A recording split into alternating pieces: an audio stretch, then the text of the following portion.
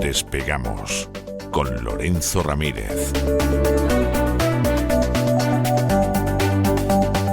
Corremos raudos y veloces hacia nuestro avión, atravesamos el umbral, nos tiramos en plancha sobre los asientos, nos abrochamos los cinturones, despegamos y nos vamos elevando por los aires para alcanzar nuestra altura y nuestra velocidad de crucero. A mi lado, don Lorenzo, ¿qué hace usted con un boomerang en la mano? No lo tire aquí dentro del avión, porque a lo mejor se cree que lo va a recoger usted, pero me da a mí en la cabeza. Hombre, sea prudente con estos juegos australianos que nunca se sabe, los tiras y luego a saber a quién le dan. Muy buenas noches. Muy buenas noches, don César. Muchos boomerang ha habido a lo largo de este último año. Mucho boomerang ha habido, sí. Sí, yo lo que no sé ya, habrá que empezar a plantearse si la intención es que golpee al que lo lanza, porque tan tonto no se puede ser, ¿no? Es decir, uno cuando lanza un boomerang, no, yo no sé si hay muchos de nuestros amigos que hayan lanzado un boomerang de verdad. Yo la primera vez que lo lancé, evidentemente no volvió, pero después de practicar un poco, la primera vez que volvió casi me arranca la cabeza. Sí, hay que decirlo. Yo he tenido ¿no? una experiencia bastante similar con los boomerang, o sea que lo entiendo perfectamente. No es un juguete, así que no prueben esto en sus casas, ¿no? No prueben esto en sus casas. Bueno, Australia, noticia, la verdad, hoy empezamos con una triste noticia y lamentando la muerte de personas, porque se han producido, en realidad no uno, ha habido 2 atentados, el más importante en Australia, en la playa de Bondi, en Sydney, estamos ahí atentos a la última hora. En principio hay 15 fallecidos, cerca de 40 heridos, se dice que son 39, pero en estas cuestiones pues siempre suelen bailar un poco las cifras. Un tiroteo que se ha producido contra un grupo de personas que celebraban una festividad judía, la festividad judía de la Hanukkah. Y la policía pues rápidamente ha calificado el ataque de terrorista, calculan que ahí había unas más de 1.000 personas, con lo cual el desastre podía haber sido muchísimo mayor. Y claro, uno empieza a ver las imágenes y se empieza a dar cuenta de que hay muchas cosas que no cuadran. Y la verdad es que nosotros ya que tenemos, pues yo peino canas y a usted no le queda mucho pelo, estamos ya los dos bastante talluditos como para que haya determinadas cosas que nos extrañan muchísimo, ¿no? Sobre todo la cobertura que hay con esas imágenes. Don Isaac, que también es un gran especialista de todas estas cosas, evidentemente él más de todo lo que tiene que ver con la edición de vídeo, pues en las propias redes sociales esta mañana ya hacía algunos apuntes en este sentido, donde planteaba que le resultaba muy llamativo, y a mí también, que un atentado como este haya sido grabado desde múltiples ángulos, con cámaras fijas y que no y hay con una imágenes. estabilización, sí, perfectamente. Bueno, pues es verdad que al celebrarse hay una festividad y que pues hubiera un conocimiento de las autoridades de que ahí había o se iba a producir una alta concentración de gente, pues es posible que hubiera cámaras, pero como en otros casos muy parecidos, vemos ahí una especie de preproducción que es bastante inquietante, ¿no? Porque quien graba además pues mantiene cierta sangre fría, que es algo que también recordaba don Isaac. Todo aquel que haya intentado grabar cualquier situación, incluso sin estrés y sin tensión, con el teléfono móvil, pues no deja de tener temblores y la Sí. verdad es que no hay ningún tipo de movimiento errático al respecto. Y lo que decía don Isaac, que es lo que yo no sabía, que es que, porque yo lo primero que pensé era que eran cámaras de seguridad, como digo, pero no se trata de cámaras de seguridad, porque las imágenes han aparecido inmediato en las redes sociales y claro, evidentemente esto es una muestra de que no están en un circuito cerrado y que ha sido voluntariamente el que aparezcan en redes sociales. Todo lo contrario que el atentado, que el tiroteo en la Universidad de Brown, del cual apenas tenemos imágenes ni información. El que se ha producido en Rhode Island, en Estados Unidos, bueno, pues son 2 acontecimientos que marcan una diferencia notable en cuanto a cómo se le ofrece la información al personal, ¿no? Ya estamos muy acostumbrados a que siempre que el gobierno de Israel pues pasa por algún tipo de problema, o que simplemente pues está negociando una vez más, ¿no?, con Estados Unidos ese apoyo del propio revisionista de la propia Casa Blanca, que se produzca un atentado de este tipo y al final pues sucede lo que sucede siempre, ¿no?, que vemos cómo hay determinados actos terroristas que bueno, pues parecen ser diseñados por aquellos que están marcando la agenda del país que sufre ese ataque. En este caso no Australia, sino Israel, porque ha sido un ataque a judíos que estaban celebrando una festividad judía, ¿no?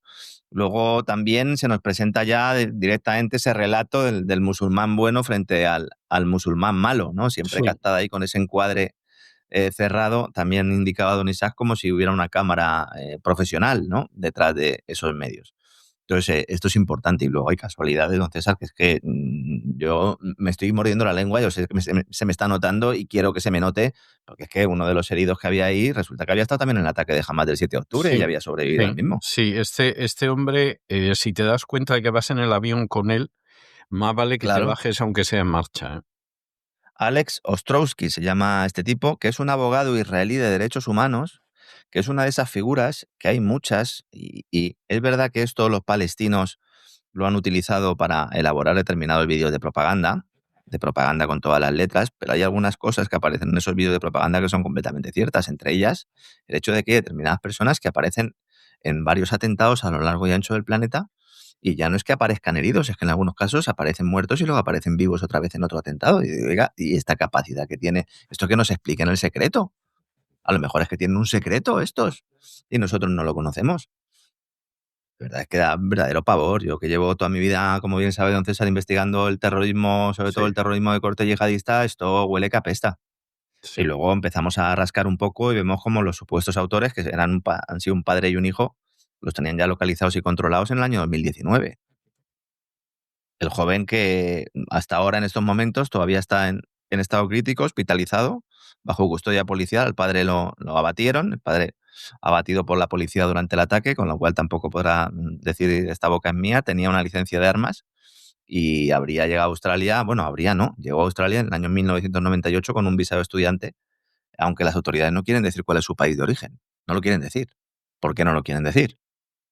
Ahora están buscando conexión con el ISIS, ¿no? Yo vuelvo a recomendar a todos nuestros amigos, si no están suscritos a cesarvidal.tv, suscríbanse, aprovechen esta temporada estival, que además siempre hay código de descuento en Navidad, y véanse los programas que dedicamos al ISIS y quién está detrás del ISIS y cómo el ISIS es una criatura terrorista promocionada por los servicios de inteligencia británicos, estadounidenses, saudíes, catarís y también israelíes. Tiene muchos padres el ISIS para actuar de némesis justificadora de operaciones militares en Oriente Medio, sobre todo canalizadas a través de la OTAN y que casualidades de la vida también acaban coincidiendo al dedillo con los objetivos que tiene la agenda de política exterior del gobierno de Israel.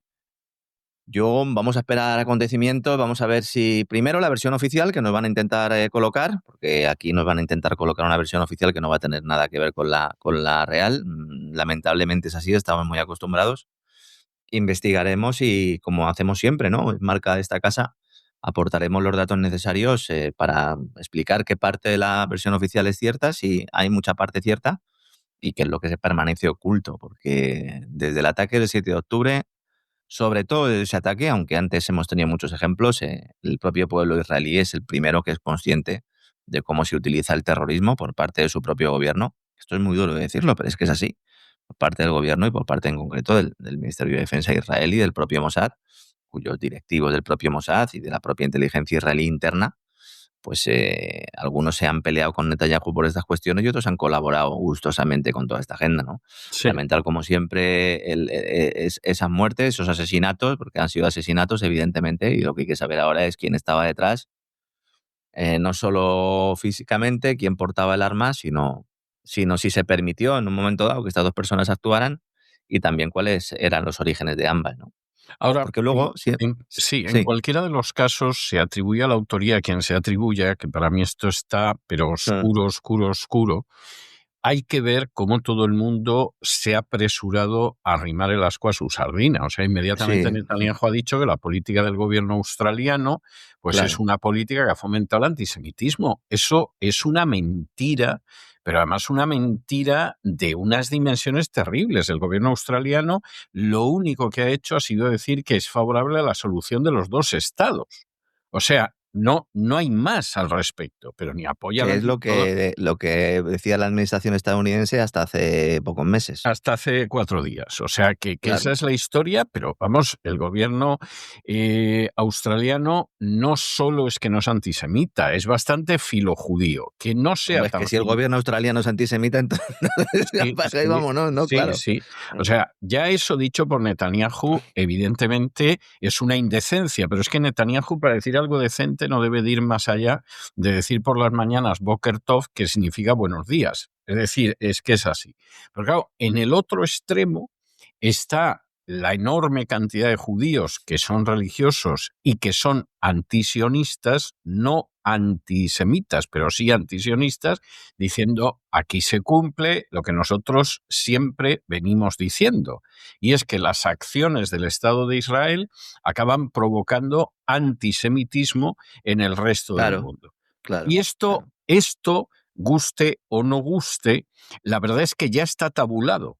Es decir, ya hay estudios en distintas universidades que muestran que cada vez que el Estado de Israel pues hace incursiones en el Líbano o machaca Gaza o hace o realiza agresiones o expropiaciones en Cisjordania, es verdad que se produce un aumento del antisemitismo en todo el mundo porque la gente identifica muy erróneamente, pero también comprensiblemente, al Estado de Israel con los judíos. Lo cual es un elemento, además, buscado. Es decir, interesa que Sí, haya en el antisemitismo caso, para en el luego, caso de claro, Netanyahu lo es. Sí. claro, en el caso de Netanyahu lo es. Ha habido diferentes gobiernos en Israel, cada uno, pues, todos de alguna manera han jugado más o menos con esta idea, pero en el caso de Netanyahu es evidente. Entonces, claro, yo alguna vez lo he dicho y alguien piensa a lo mejor que es un comentario gamberro, que no, lo creo y lo creo firmemente. Y como bien dice don César, hay ya muchos estudios al respecto. En estos momentos la figura mundial más promotora del antisemitismo es el propio Netanyahu. El propio Netanyahu y todos los tipos que tiene alrededor en el gabinete, algunos de los cuales, pues seguramente donde tenían que estar es entre las rejas, en lugar de al frente del gobierno de Israel, ¿no?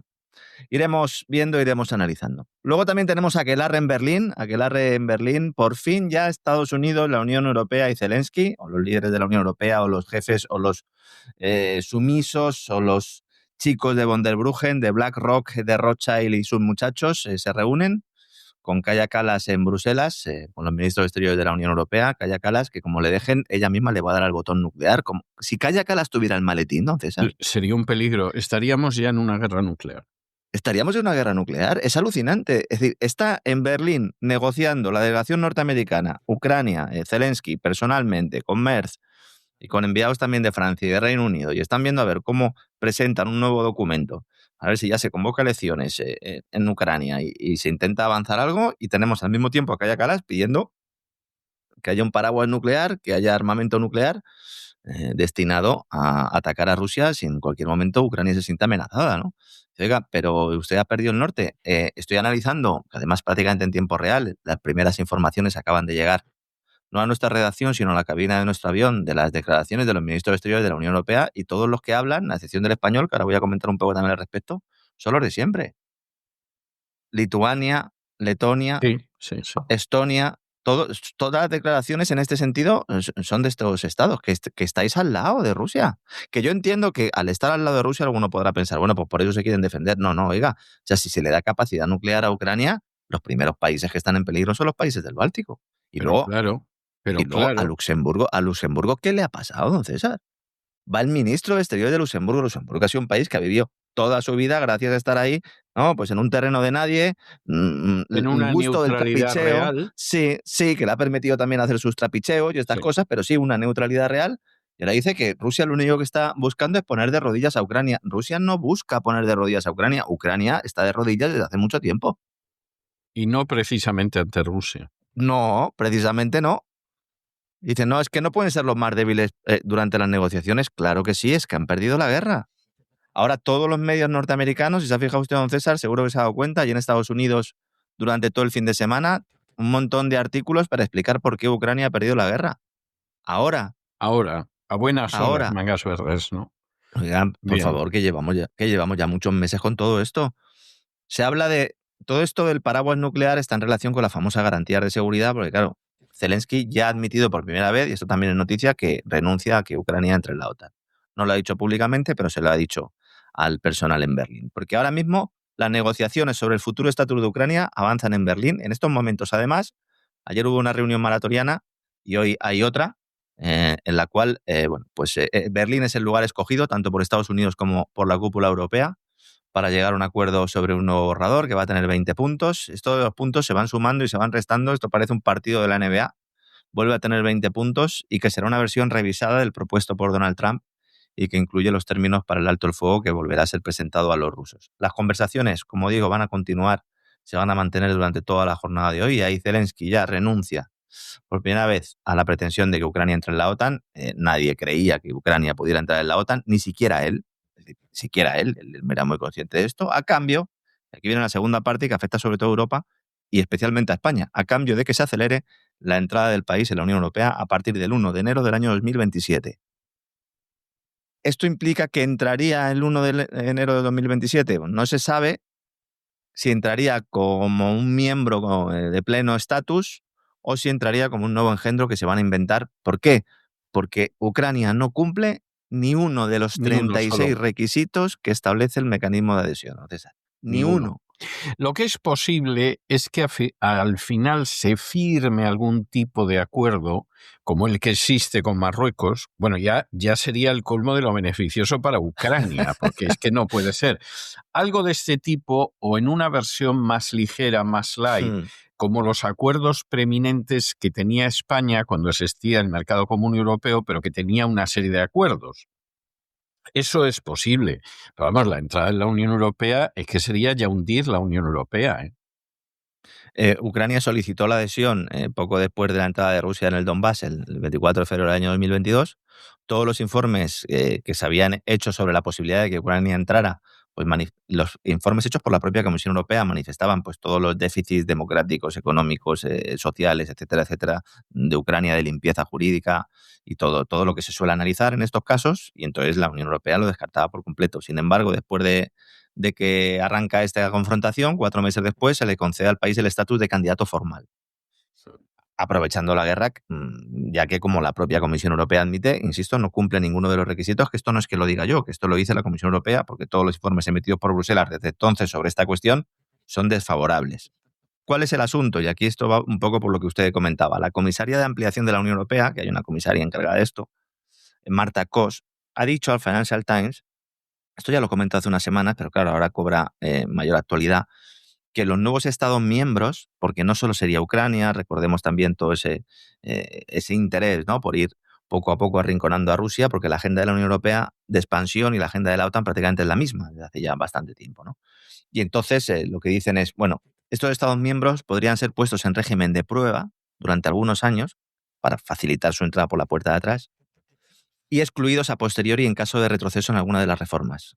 Esto es un cambio notable. O sea, ya no es que tengas que cumplir, es, mira, yo te meto y vamos a ver si vas cumpliendo. Y si no, pues ya te iré yo levantando la mano, te la iré cerrando, sí, como se ha hecho con los fondos europeos, etcétera, etcétera.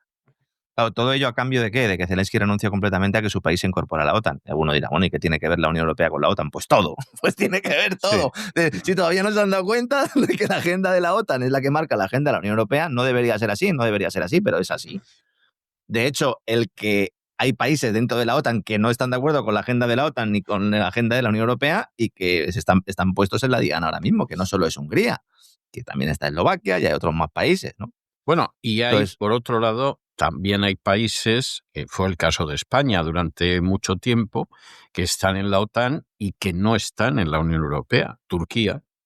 También, sí. O sea, que efectivamente... Pero Turquía también se ha coqueteado, ¿verdad?, durante mucho tiempo con hacer el efecto contrario, que es meterlo dentro de la Unión Europea. Es que va a llegar un momento en el que digamos, bueno, el sueño húmedo precisamente es que las dos organizaciones estuvieran fusionadas, porque así Estados Unidos directamente dirigiría, o los que están detrás del gobierno de Estados Unidos, para ser más exactos, ¿no? ¿Por qué digo esto? Porque también hay muchas dudas sobre la limpieza de la delegación norteamericana de Kushner y de Witkoff. De Witkoff, bueno, empresario inmobiliario, pero al menos tiene cargo, pero es que lo de Jared Kushner ya es que esto paña de... Lo de Jared Kushner es muy descarado. ¿Qué hace en Berlín este hombre? ¿Qué hace en Berlín? Es que esto es absolutamente irregular. que intervengan. Es la primera vez que la delegación norteamericana se reúne con la ucraniana en presencia de los europeos. Esto es otra noticia.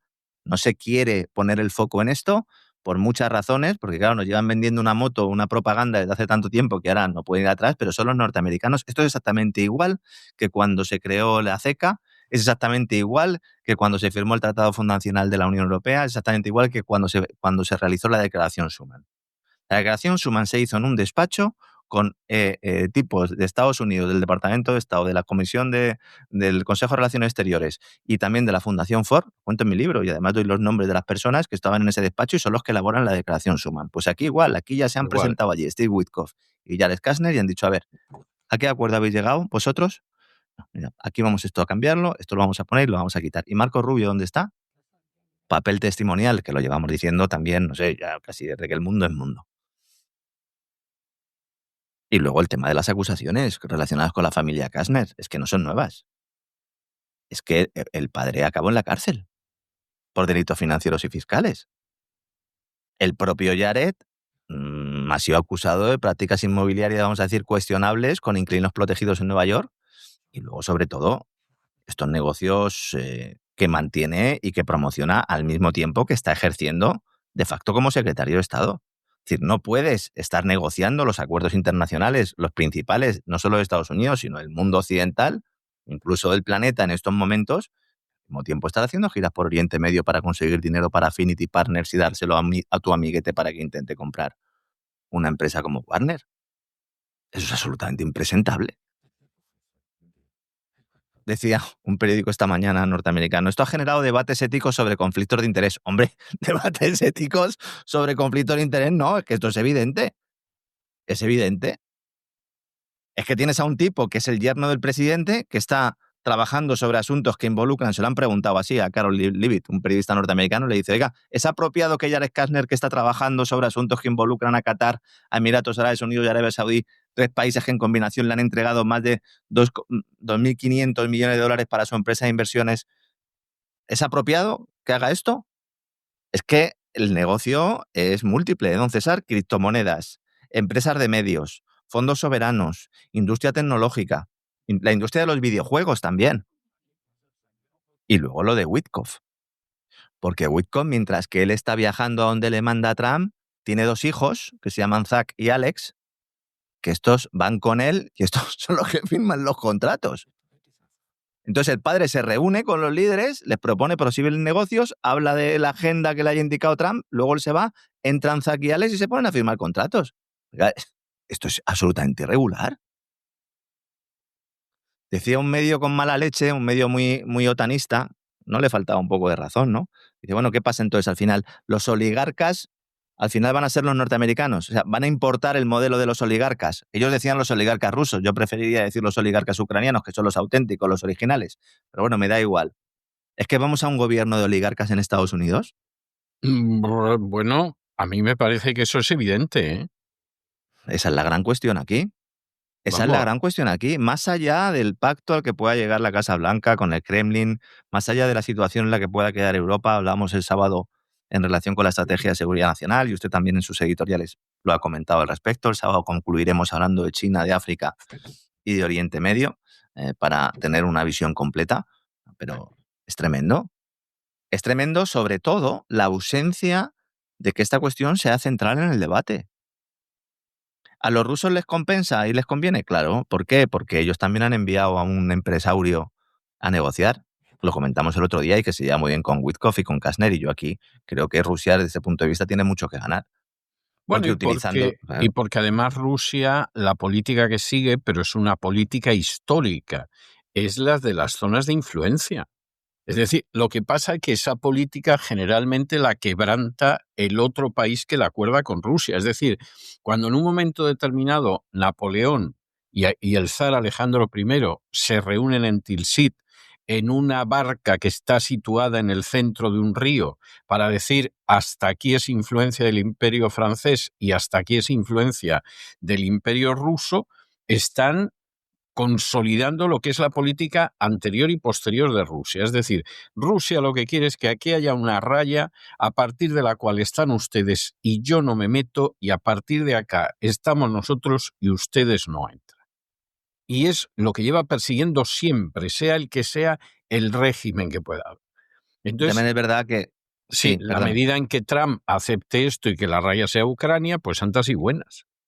No, y además le están poniendo los caramelos a Witkoff y a Kastner delante de la nariz, le están planteando la posibilidad de que haya una explotación conjunta de recursos en Rusia. Esto, claro, les ha hecho saltar, bueno, pues están ahora mismo dando palmas con las orejas. Están pensando en la explotación del Ártico y todo lo que se pueden llevar, están pensando que además si llegan a un acuerdo con Rusia, toda esa bueno, pues reconstrucción, vamos a denominarlo así, de muchas zonas de Oriente Medio, va a estar tutelada por las grandes empresas norteamericanas y Putin en este sentido le está dando cuerda. ¿Qué va a pasar después cuando se llegue un momento en el que pues haya un choque entre intereses, que yo estoy seguro que se va a producir? Volveremos a tenerla, lo que no sé si en ese momento habrá un presidente republicano o demócrata en la Casa Blanca. Demócrata por el nombre del partido, porque demócratas Sí, me parece que ya no queda ni uno, ¿no? no, Me preguntaban el no. otro día qué opina usted de la democracia, y digo, ¿qué democracia? ¿No? Es que hay algún país donde haya democracia. Bueno, no, democracia imperfecta, que decían algunos, ¿no?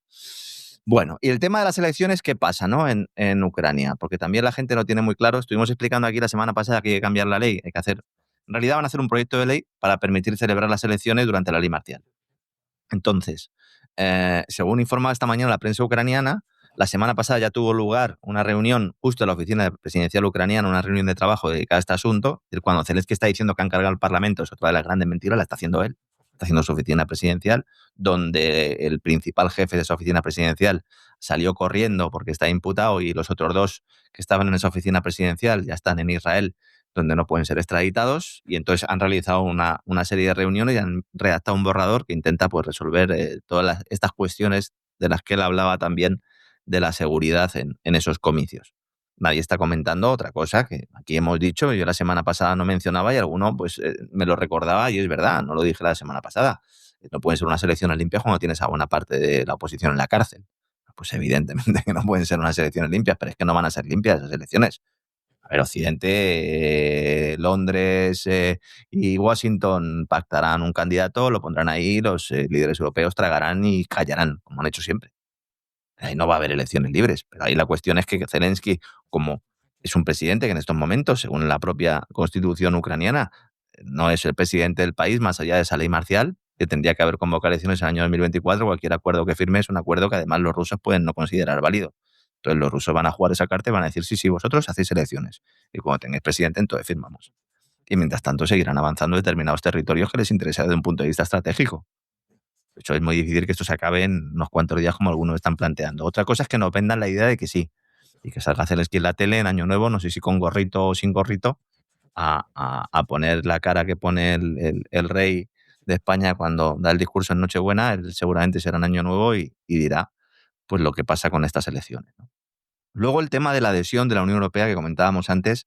A ver, aquí todo este proceso de la entrada se hace sin consenso en el seno de Europa, pero no solo porque Hungría no quiera, es que Polonia tampoco quiere. Polonia tampoco quiere que entre Ucrania en la Unión Europea. Y además se hace bordeando, si no eludiendo directamente, el mecanismo oficial de adhesión. Y además, ¿qué pasa aquí? Usted lo decía antes. Las consecuencias que tendría la entrada de Ucrania en la Unión para el resto de los países del este de Europa, e Bueno, incluso para los del sur y del oeste, como España, serían bueno, tremendos. serían pavorosas. O sea, Ucrania es una desgracia para la Unión Europea. O sea, a mí la Unión Europea actual me parece infame. Yo, si desapareciera, no iba a derramar una sola lágrima. Pero una cosa es que puedas pensar eso en términos abstractos. En términos prácticos, reales y actuales, Ucrania es de lo peor que le puede pasar a la Unión Europea. Yo creo que lo único que puede ser peor que la entrada de Ucrania, pues es que ya en la Unión Europea se vuelvan locos y ataquen a Rusia, que yo eso no lo descarto a la vuelta de unos años, porque esta gente ha enloquecido totalmente. Pero Ucrania es una peste, pero una verdadera peste para la Unión Europea. Y luego, desde un punto de vista de asignaciones financieras, pues muchos países, insisto, no solo los del este, España también perdería fondos de cohesión Buah. relativos a la política agrícola común. Se vería como productos ucranianos entran en el resto de socios, en los mercados de los países del resto de socios, derribando la barrera arancelaria sin que cumplan unos determinados requisitos, porque claro, esa es la clave, porque tú eliminas la barrera y al mismo tiempo tienes que establecer unos criterios fitosanitarios, etcétera, etcétera, que Ucrania no cumple y que la propia Unión Europea dice que Ucrania no va a cumplir en el corto plazo. el Instituto Bruegel, alemán, para más señas, lo digo por si alguien piensa cosas raras, ya ha puesto cifras sobre esto, lo comentamos hace unos meses. La entrada de Ucrania en el club europeo tendría un impacto de unos entre 100.000 y 336.000 millones de euros en el presupuesto de la Unión Europea. Eso es pavoroso. O sea, eso, lo mires como lo mires, es pavoroso. Que es una cifra que además coincide sospechosamente con el préstamo de 140.000 millones que quería entregar von der Leyen a Kiev. Sí. Sospechosamente. Y que han rebajado 90.000 millones. Sí. Algunos se ha sorprendido de que haya banqueros del G7, de países del G7, que ya hayan reclamado su parte del dinero. Claro, es que ese dinero es para los bancos. Ese dinero no es para reconstruir nada. El dinero que se le va a dar a Ucrania por parte de la Unión Europea, primero nos decían que era para garantizar que Rusia, ¿verdad?, no se financiara en su guerra. Luego ya era que de esta manera se podría apoyar a Ucrania socialmente, para los hospitales, los servicios sanitarios y la electricidad. Luego ya era que le íbamos a comprar armas a Ucrania con ese dinero. Y ahora se lo vamos a dar a los bancos de Wall Street y de la City. Claro. Y lo que sobre, pues lo que sobre pretenden que vaya destinado a este presupuesto de la Unión Europea, que tiene que ampliarse porque la Unión Europea tiene un problema pero muy gordo. Ajuste fiscal muy gordo. Sí. Muy gordo. Es verdad que Bruegel, uno de los cálculos, incluye o plantea que buena parte de los territorios del este de Ucrania seguirán perteneciendo a Ucrania, lo cual pues es un análisis que se ha quedado muy viejo. Sí, como Gibraltar a España, sí. Pero excluyendo esto, estaríamos hablando, fíjese, de la PAC, Ucrania tendría derecho a 85.000 millones de euros solo de la política agrícola común, porque sería el país que más dinero recibe, porque como el programa se aplica en función de las hectáreas, tierras cultivadas o que parezcan cultivadas, pues Ucrania, con su poderoso sector agrícola, se convertiría en el mayor beneficiario. Esto también perjudicaría a Francia. Claro que habría que sería. Yo, sinceramente, no veo a Francia tragando eso. O sea, ya de momento le ha dado el portazo al tema de los activos rusos, aunque no se esté hablando de ello, porque lo que ha hecho la Unión con los activos rusos, confiscándolo forever, para siempre, que es lo que ha dicho la Unión Europea, es porque no han decidido, porque no pueden cogerlos. ¿Y por qué no pueden cogerlos, entre otras cosas? Porque no solo es que Bélgica se niegue dentro de esos aproximadamente 210.000 millones de euros en activos que hay en Europa, no solo es que Bélgica se niegue con 180.000, es que el resto, buena parte del resto, están en Francia en bancos, y lo dijimos la semana pasada, que no quieren decir que lo tienen. Hombre, claro. Porque ¿Para qué lo van a decir? Para que se lo quiten. Claro, o sea, es que es de sentido ¿para qué común. lo están utilizando? ¿Están utilizando activos rusos para hacer negocio con ellos? ¿Quién está auditando eso? ¿Quién se asegura de que no hay ningún tipo de operación y que eso está efectivamente confiscado o congelado? Nadie. De igual manera que todo el mundo sabe que nuestro dinero no está en el banco, pues los activos rusos están siendo pues utilizados por las entidades financieras para realizar operaciones con un determinado nivel de riesgo. Incluso podían perder parte de ese dinero, ¿no? Entonces, al final lo que se ha hecho es utilizar ese artículo 122 del Tratado de la Unión, que esto va mucho más allá de los activos rusos, que esto es un peligroso precedente para la capacidad de los gobiernos europeos de aplicar el derecho de veto. Que el derecho de veto, que yo estoy harto de pelearme en determinados programas con analistas que me dicen, no, es que no puede ser que un país pequeño bloquee cualquier tipo de iniciativa. Señores, la Unión Europea, la esencia de la Unión Europea es que haya un derecho de veto porque es una de las últimas defensas que tienen los países miembros para hacer valer sus derechos e intereses nacionales. Naturalmente, porque si no, la Unión Europea, claro, y esa es la razón, acabaría gobernada por Alemania y Francia. O lo que es peor, ni siquiera por Alemania y Francia, sino por los tipos que han puesto en Alemania y en Francia y en la Comisión Europea sirviendo a intereses extranjeros. Exactamente. Sirviendo a Londres, sirviendo a Washington, sirviendo a Tel Aviv. Porque claro, estos son realmente los que están aquí moviendo el cotarro. Entonces, cuando tú coges este artículo y dices, este artículo que permite que por circunstancias de emergencia las cuestiones y decisiones de Bruselas se adopten por mayoría cualificada, pues ya está, ya se ha abierto la puerta. ¿Quién decide esto? La Comisión Europea. Sí. Entonces, von der Leyen podrá decidir que hay una emergencia cuando considere oportuno. La semana pasada la Comisión Europea invocó este artículo a finales, que ha sido utilizado anteriormente para hacer frente a emergencias económicas, sobre todo las derivadas de la pandemia, básicamente para saltarse las mismas reglas fiscales. Exactamente. Exactamente, así es. Que dijeron, oiga, no se puede dar ayuda a los empresarios, no se puede dar subvenciones. Llegó la pandemia, dicen, sí se puede dar ayuda. ¿Quién tiene dinero? O sea, levantó la mano Merkel y dijo, yo tengo mucha pasta, bien. 6 de cada 10 euros que se dieron a empresas europeas durante la pandemia fueron destinados a empresas alemanas. Empresas alemanas que hoy están, algunas de ellas, con complicaciones serias para poder desarrollar su negocio. Volkswagen ha cerrado una de las grandes plantas en Alemania y hay ahora mismo en Alemania está en todo el mundo que se están tentando la ropa, que no saben realmente lo que va a pasar con el país. Pues hombre, después de haber recibido tiene muy ingentes mal cantidades de aspecto, recursos. Tiene muy mal aspecto, ¿eh? Mientras siga la política absolutamente seguidista y lacayuna y servil hacia la OTAN, el futuro de Alemania es de color azabache. Y es que además han gastado buena parte ya de esas asistencias, ¿no? Hay gente que dice, bueno, Alemania no tiene un problema de deuda pública, entonces se puede endeudar. Vamos a ver, Alemania, el secreto, en buena medida el secreto de las exportaciones alemanas es que tú creas el euro, metes a países que no tendrían que estar en el euro por sus propias estructuras económicas como España, los conviertes en compradores tuyos gracias a una moneda que además, teniendo los tipos de interés bajos, incluso negativos, te han permitido a ti financiar al Estado de forma neta sin tener que poner un euro. Entonces Alemania se benefició de todo eso. Luego llega la pandemia y la mayor parte del dinero, vuelvo a decirlo, 6 de cada 10 euros en ayudas públicas van a empresas alemanas. Y luego se destruye Nord Stream, el gobierno de la Scholz entrega el país, entrega la cuchara y ahora pues Merz está intentando bailar al son que le están marcando sus amos desde Wall Street. Y encima poniéndose chulo y realizando declaraciones altisonantes, mientras que los empresarios, los autónomos y los hogares alemanes están completamente aterrorizados. Solo hace falta echar un vistazo a la prensa alemana. Es terror lo que hay ahí. Sí. O sea, que es que al final dicen, no, es que es Orbán el que se opone. No, es el pueblo alemán, es el pueblo francés que está hasta el gorro, es el pueblo italiano y el gobierno italiano empieza a ponerse de perfil porque Meloni sabe que tiene que jugar esa carta, es el gobierno y el pueblo de Hungría también, el Eslovaquia dice, oye, que nosotros nos vamos de la Unión Europea, ¿eh? ¿Va a haber más países que puedan seguir esta senda? Una senda que, como comentábamos el sábado y vamos a seguir comentando el próximo sábado en el Gran Reseteo, está alimentada también por Estados Unidos, porque ahora llama el tío Sam y dice, oye, iros, ¿os queréis ir? Iros. Sí. Yo os echo una mano para que os vayáis. Es que además es una situación tremenda porque guste o no guste, que esta es la historia, son países que han vivido 2 guerras mundiales. Entonces son países que han vivido 2 guerras mundiales y no quieren vivir la tercera. O sea, así de claro, y el que no lo quiera ver, pues peor para él. Pero lo cierto es que no quieren vivir otra guerra mundial más.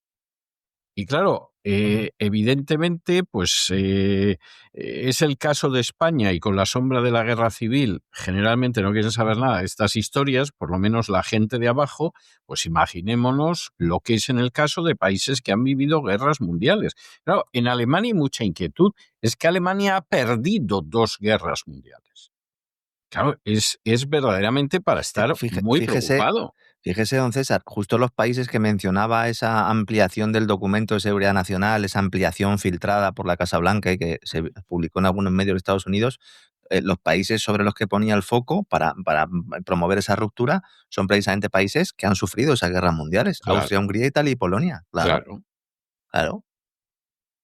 Porque nosotros aquí lo estamos viendo todo desde un prisma completamente falso. Cuando digo aquí, me digo España, fundamentalmente.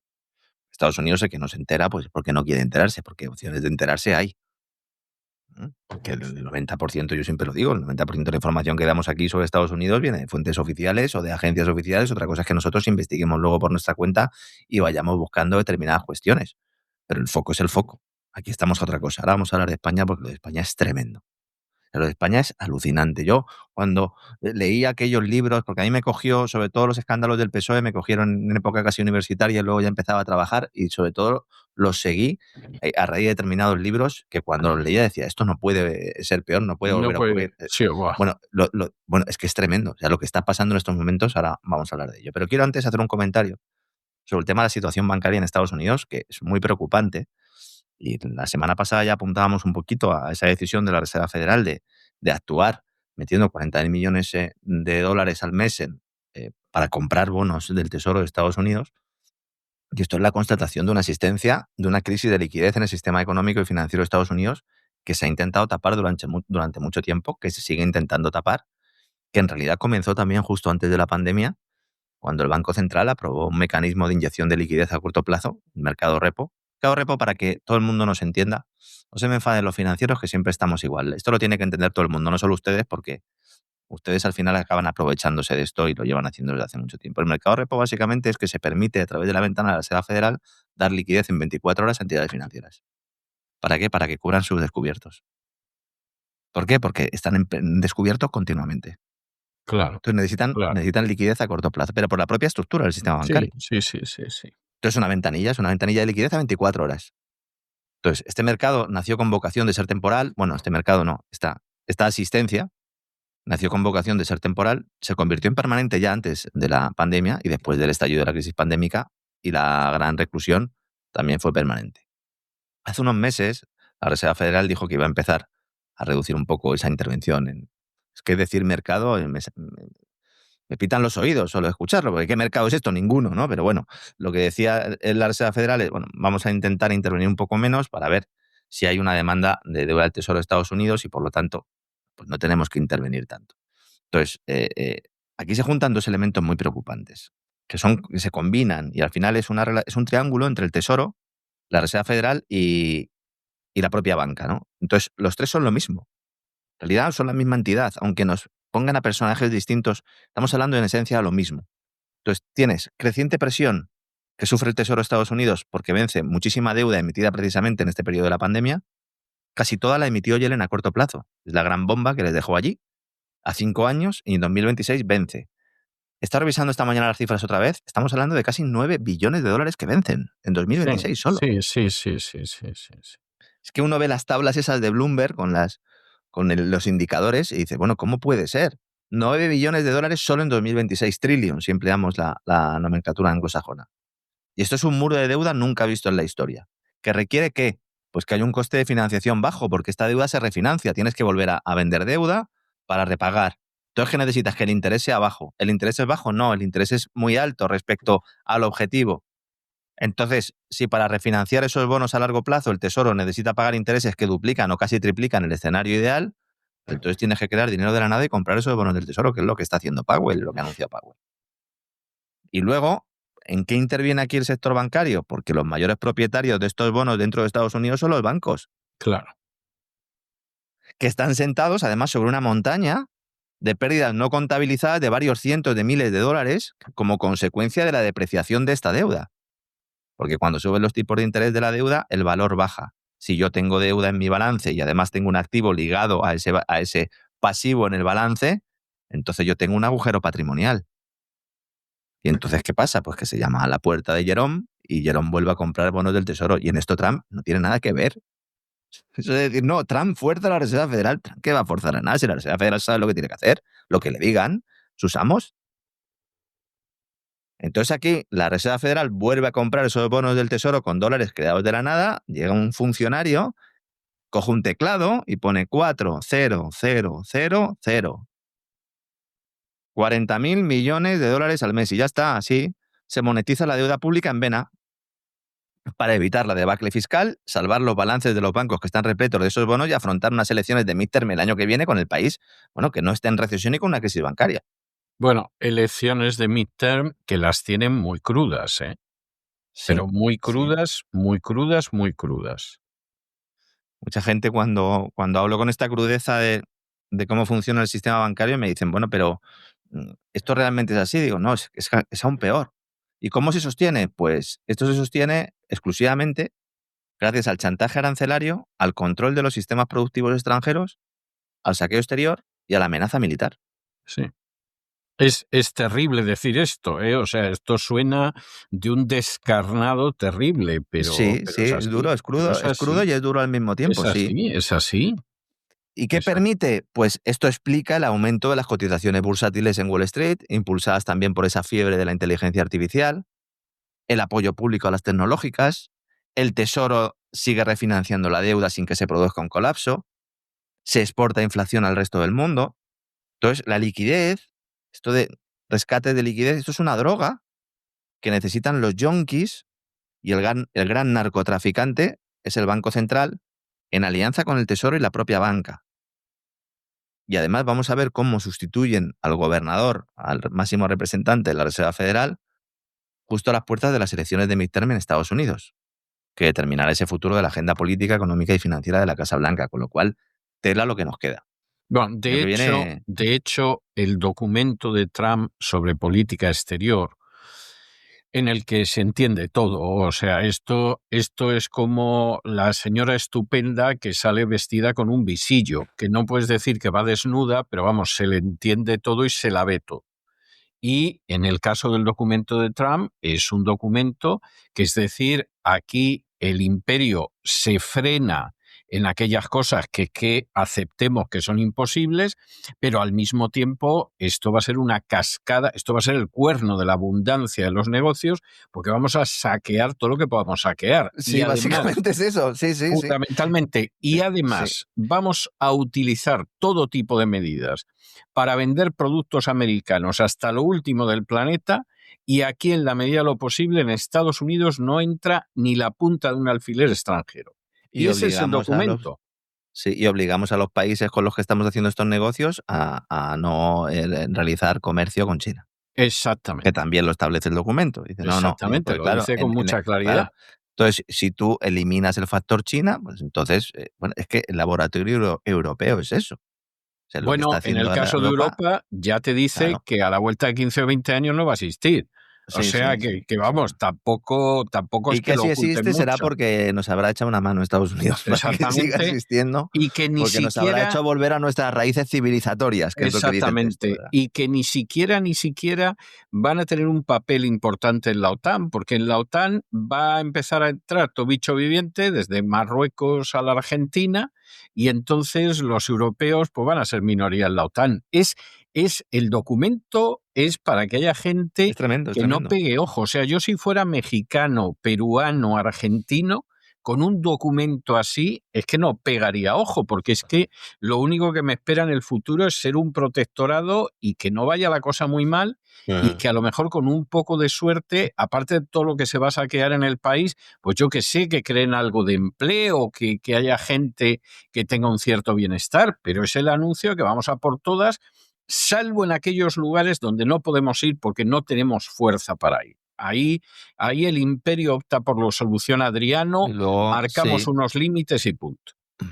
Luego hay una hipocresía clara, porque se está diciendo al mismo tiempo que se va a proteger a la industria norteamericana y que se van a crear no sé cuántos miles de puestos de trabajo, Sí, bueno, cuando en realidad lo que estás haciendo es apostar por la inteligencia artificial, que lo que va a hacer es reducir puestos de trabajo. sí. Entonces, claro, si tu sector estrella puntero, según la propia Casa Blanca, que expresa que la gran ayuda, la gran asistencia financiera del Estado, a través del Tesoro y a través también de la Reserva Federal, irá evidentemente al sector bancario, que no menciona el documento, y también en el ámbito tecnológico. Claro, aquí hay otra cuestión, y es que ahora se está intentando sostener como sea para que tampoco explote la burbuja de la inteligencia artificial antes de esas elecciones. Sí. Entonces, claro, aquí hay dos operaciones corporativas estrella.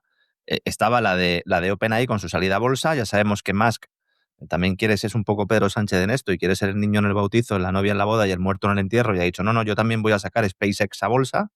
Si se produce una caída, un crash de las acciones de los principales índices, sobre todo el tecnológico en Estados Unidos, estas dos operaciones peligran, con lo cual se está intentando mantener también y pues, de forma artificial este sector, sobre todo en el ámbito bancario, ámbito financiero, porque no es rentable, como hemos comentado en alguna ocasión. Hay empresas que sí, las que se dedican a algo más que la inteligencia artificial. Esta mañana había un artículo en Bloomberg donde ya se hablaba directamente que Wall Street admite que hay burbuja de inteligencia artificial, cuando hace 2 semanas Michael Burry hacía alguna alusión al respecto y ahí se lo comen vivo, ¿no? Con patatas. Bueno, pues claro que hay. Y sobre todo cuando estamos viendo cómo ha habido venta masiva de acciones de Nvidia, ha habido venta masiva de acciones de Oracle. Oracle ha perdido un 40% de la cotización bursátil desde su máximo de septiembre, ¿eh? Sí.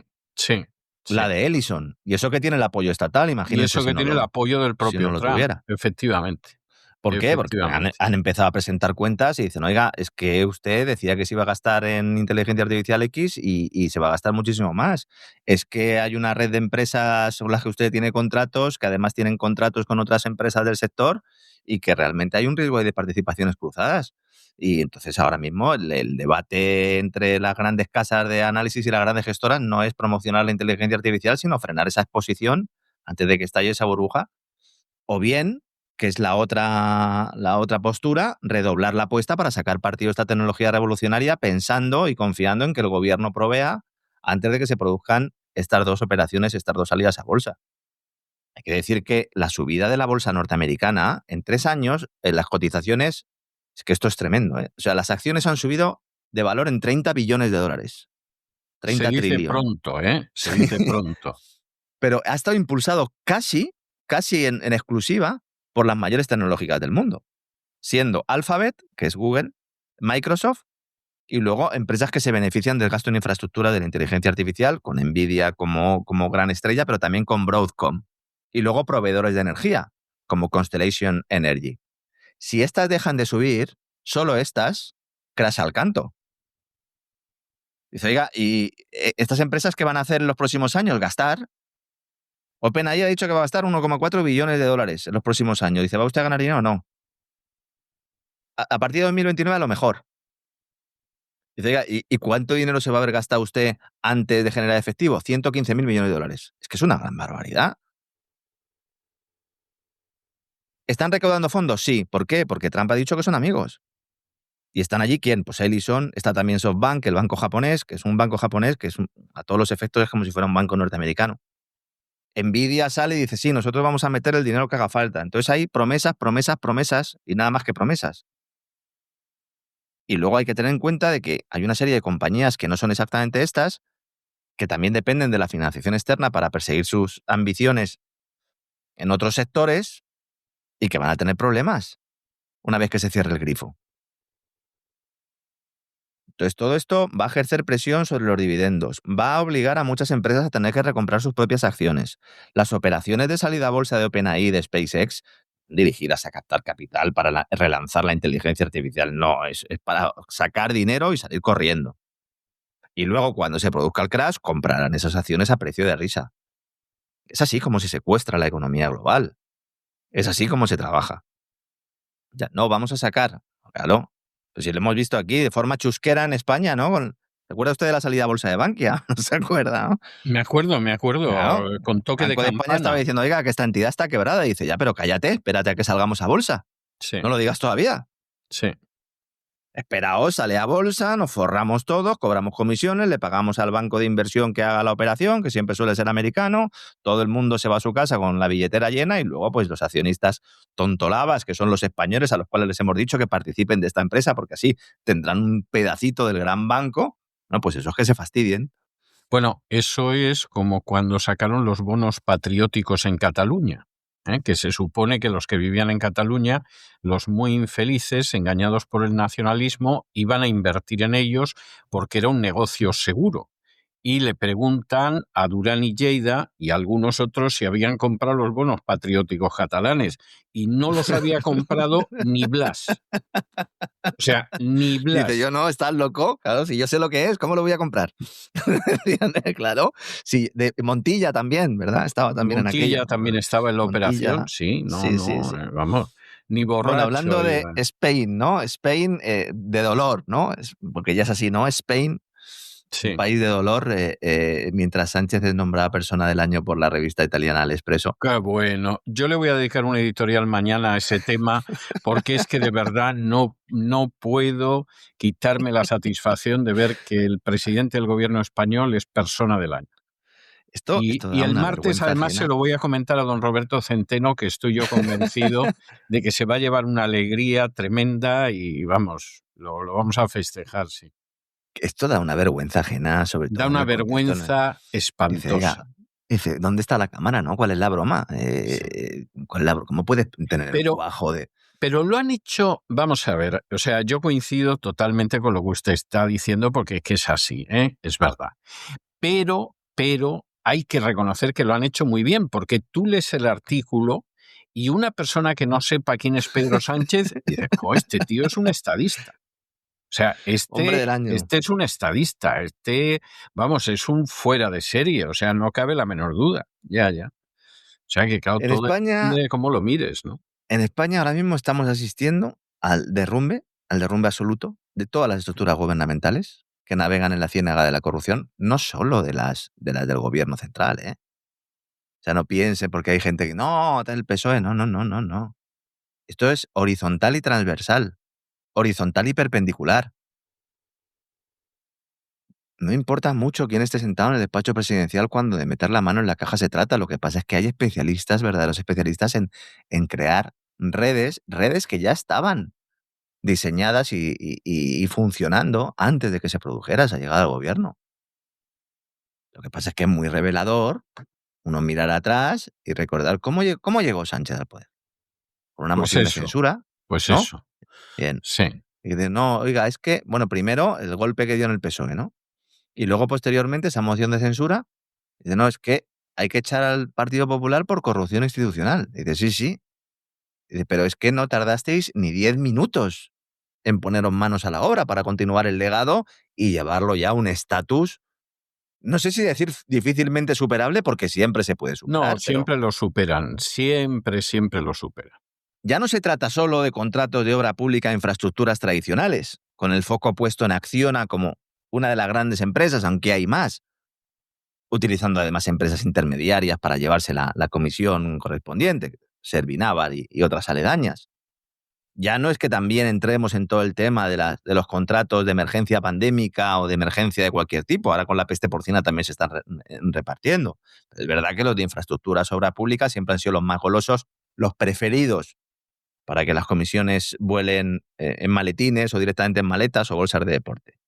Luego tenemos, apuntando directamente, que esto también se tiene que poner sobre la mesa, una relación directa con la irracional política estatal, autonómica y municipal de expansión de energías renovables en el territorio español, sin preparar nada, ni redes eléctricas, ni nada, ni previsiones de demanda, nada, sin que hubiera un plan claro de país para unas licitaciones que han permitido a muchas compañías, primero, algunas pequeñas, crearse exclusivamente para pegar el pelotazo, y luego otras, más grandes, que según las investigaciones, ¿no? Vemos que de verde, bueno, lo único que tenían era el color del billete que se llevaban a los bolsillos. Sí, efectivamente.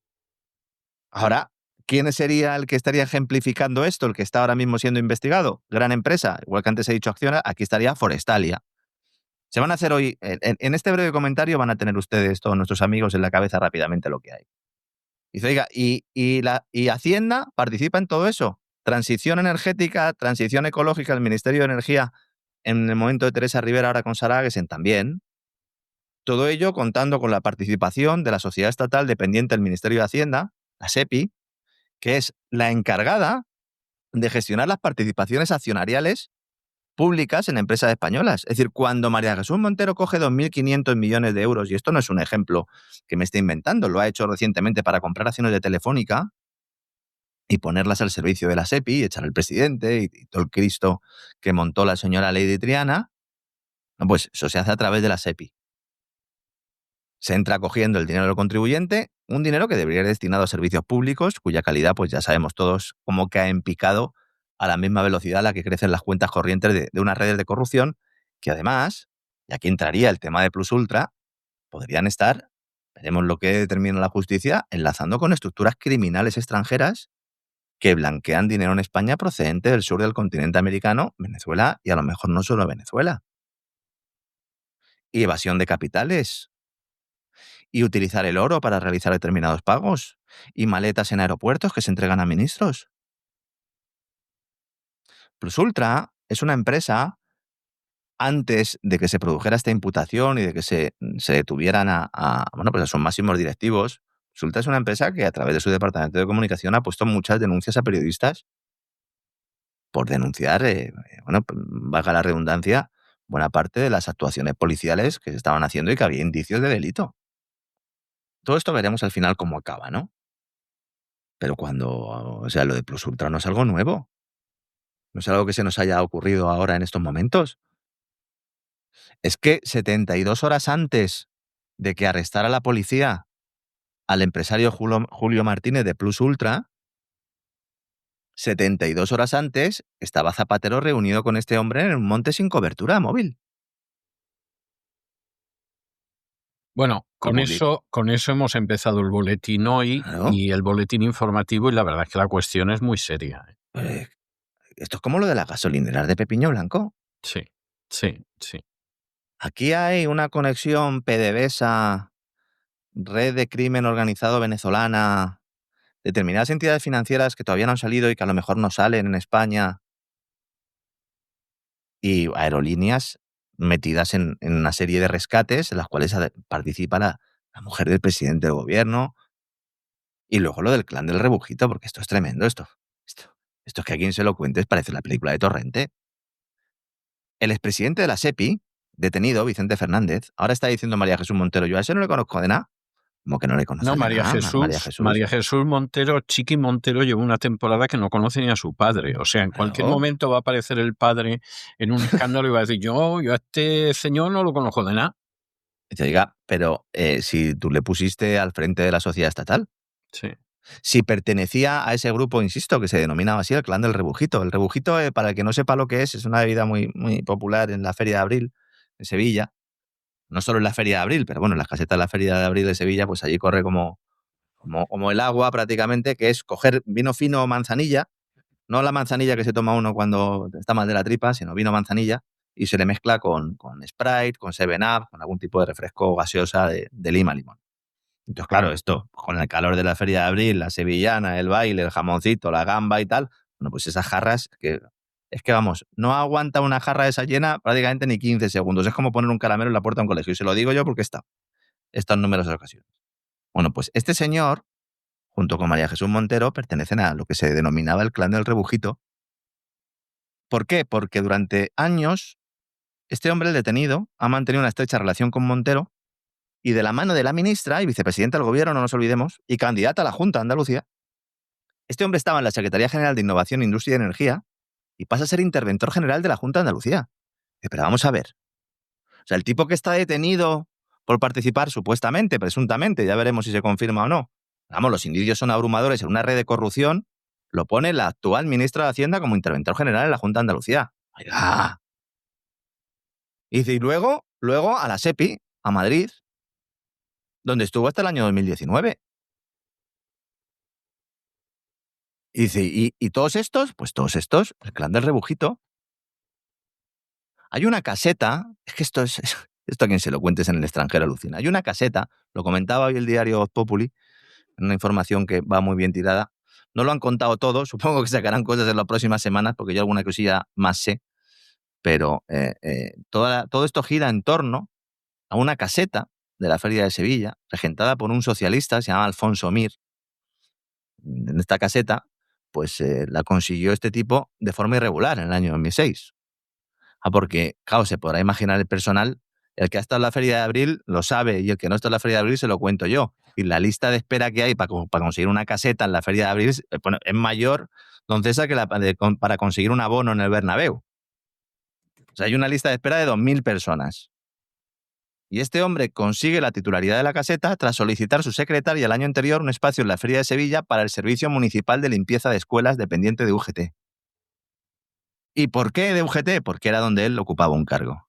¿Te recuerda las ferias de abril, todo lo que Sí, el caso ERE, sí. el dinero de los parados que se lo gastaban en gambas, etcétera? Qué bonito todo Bien. eso, sí. Bueno, pues todo eso es lo mismo. Eso no ha cambiado. Entonces, ¿qué hacen en la caseta? Cambian la ubicación y su uso, pasando de entidad a entidad familiar compartida. Y entonces hace cotitulares a los hijos, esto generó mucho revuelo en su momento en Sevilla, y hace socios a otros colegas socialistas. Entre ellos, al que hoy es número 2 de Francina Armengol en el Congreso, Alfonso Rodríguez Gómez. Todo también muy bonito. Hombre, al final, pues sí, era una entidad familiar compartida, desde luego, Sí, claro. Sí. Claro. Sí. Y entonces aquí en esta caseta, esto fue un refugio de cargos socialistas que querían disfrutar de la Feria de Sevilla. Y aquí donde metieron como socio a Santo Cerdán. También estaba en esta caseta. También era socio. María Jesús Montero paga cuota para formar parte de este clan. El exgerente del Servicio Andaluz de Salud y amigo más cercano de la ministra, vamos a decirlo así, José Luis Gutiérrez, también está ahí. ¿Cómo? Pues consiguió hacerse socio a través de la esposa de Mir, que es odontóloga. ¿Por qué? Porque además él fue decano de la Facultad de Odontología de la Universidad de Sevilla. Así podríamos estar hasta días y días y días. ¿Usted ha visto la serie Homeland Sí, La serie de... me tragué que las la pro- varias temporadas Sí, viendo que cada temporada era peor que la anterior. sí, Me dio mucha efectivamente. pena. Efectivamente. Bueno, pues la ¿Sabe protagonista... usted que era una copia de una serie israelí? No lo sabía, no lo Yo vi sabía, la lo serie, desconocía. vi la primera temporada de Homeland, la Sí, americana, y sí, a continuación me tragué la serie israelí, que si no me falla la memoria eran solo 2 temporadas. sí. Y la serie americana era mejor, tenía más medios, más personajes, etcétera, pero la serie israelí, que eran menos personajes y con menos medios, merece la pena verla, ¿eh? Era muy, muy, muy interesante. Muy interesante. Pues Más la miraré, pobre ¿no? si se quiere, pero muy interesante. La miraré. Hacía referencia a esa serie porque hay sobre todo, hay una serie que es, o sea, la primera temporada no tiene nada que ver con el resto. Y progresivamente, bueno, pues se va viendo una investigadora de la CIA que además pues tiene problemas mentales y hay momentos en los que empieza a atar cabos y empieza a unir determinados puntos. Bueno, pues así estaríamos nosotros con toda la pared llena de fotos intentando unir con cuerdas unas ideas con otras porque la trama no tiene fin. No tiene fin. Además tenemos aquí a gente de Mercasevilla, del caso ERE. No, esto no Es se que acaba. No. tenemos a todos aquí, Sí. que además se reunían allí en la... Esto me parece mafioso y seguramente lo sea. Se reunían los lunes en la Feria de Abril. Alguno dirá, ¿cómo sabe este tanto de la Feria de Abril? Bueno, Sí, pues porque he estado, ¿no? claro. En la Feria de Abril, en las casetas, antes de abrirlas al público o a los amigos, a los socios, normalmente los socios core, el núcleo duro, celebra una cena, el lunes santo, y ya me dirá usted, don César, qué santo es esto, que es la cena del pescadito. Entonces, la cena del pescadito es la cena tradicional, pues que da un poco el pistoletazo de salida a la Feria de Abril, ¿no? Entonces se celebra la noche anterior al alumbrado. Y entonces hay un menú, boquerones, calamares, adobo, rebujito, etcétera, etcétera, etcétera. Bueno, pues ahí estaban todos estos. Sí. Entonces que no me diga María Jesús Montero que este hombre desde 2019 no sabe dónde está si lo ves todos los años. Y luego el tema de Forestalia y el tema de los centros de datos y las energías renovables. Llevamos advirtiendo de esto desde hace mucho tiempo. Iberdrola ya ha empezado obras en territorios afectados por la DANA. Forestalia es, bueno, la que ha firmado con Amazon el contrato para cederles el suelo para los centros de datos. Y alguno dirá, bueno, ¿y Forestalia cómo tiene esos terrenos? Pues porque se los ha dado el gobierno socialista de Aragón. Es que esta empresa, investigada por la UCO, compró el 98% de sus proyectos de Forestalia, se los compró el gobierno socialista de Aragón. El 98%. Sí, Forestalia es un presentaba, se negocio aprobaba. redondo, ¿eh? Pues, Es un negocio redondo, ¿eh? dice, "Oiga, pero y esto se sabía ya antes de que la UCO registrara la sede de la empresa en Zaragoza. Esta empresa se dedicaba a obtener autorizaciones públicas de comunidades autónomas, del Ministerio de Transición Ecológica en la área de Teresa Rivera, para poner parques eólicos, y luego, si no, le vendes el terreno a otro. Que alguien me explique cómo la empresa, horas antes de que la UCO entrara en su sede, ha liquidado 14 empresas. Esto es como lo de Zapatero con el de Plus Ultra, pero ¿qué pasa? ¿Que les avisaron a todos de que les iban a detener o de que iban a proceder a registros? Pues eso parece, ¿no? Porque si no, bueno, a lo mejor, no sé, ven el futuro. Pero si ven el futuro tampoco son muy listos. Estamos hablando de que se ha registrado el Ministerio de Hacienda, el Ministerio de Transición Ecológica, la Sociedad Estatal de Participaciones Industriales, las sedes de Forestalia, Mercasa, Sepides, Enusa, que es la empresa que se dedica a gestionar el uranio en España. Oiga, ¿y cómo hay una empresa que se ocupa de la gestión del uranio en España si en España está prohibido extraer dicho mineral? Bueno, pues ya lo saben ustedes. Dice, oiga, ¿y quién es el que dirige? Que esto yo no lo sabía, y es que siempre la realidad supera la ficción. ¿Quién es el que dirige la empresa que se ocupa de la gestión del uranio en España? Un señor que se llama Mariano Moreno, que era el tesorero del PSOE cuando se pagó en metálico a Cerdán, a Ábalos y a Koldo. Madre mía, oiga. Y que es la misma empresa que enchufó a 10 cuando Sánchez llega al poder. El piso de la calle Diego de León de Leire 10, donde se reunía con imputados, empresarios y jueces para facilitar información sensible al PSOE sobre causas judiciales, estaba alquilado por el expresidente de la SEPI, el del rebujito. Muy bien, estupendo. Tenían un bar en Sevilla, el bar La Bola, en la isla de la Cartuja. también controlada por una sociedad, supuestamente, aquí no lo sabemos, veremos lo que pasa, controlada también por el propio Fernández. Dice, oiga, ¿estaban blanqueando dinero con un bar? Bueno, pues a lo mejor también. El problema que tiene todo esto, y con esto terminamos, alguno dirá, bueno, ahora ya sabemos por qué no hablas todos los días de la cloaca española. Es que fíjense, no sé, llevo, ¿cuánto? 15 minutos hablando de esto y esto no tiene fin. Pero el problema que tiene todo esto es que llega un momento en el que ya la sociedad se anestesia ante tanto escándalo. Y entonces llegamos a eso que hemos dicho tantas veces, a ese pensamiento tan español como ignominioso, por el cual el votante acepta que metan la mano en la caja siempre que sean a los que ha votado él. Pero si lo hacen los del partido de enfrente, no. Todo el mundo dice, bueno, ¿y qué quieres? ¿Por qué criticas esto? ¿Qué quieres? ¿Que venga el PP? No. Yo lo que quiero es que el que esté ahí no robe.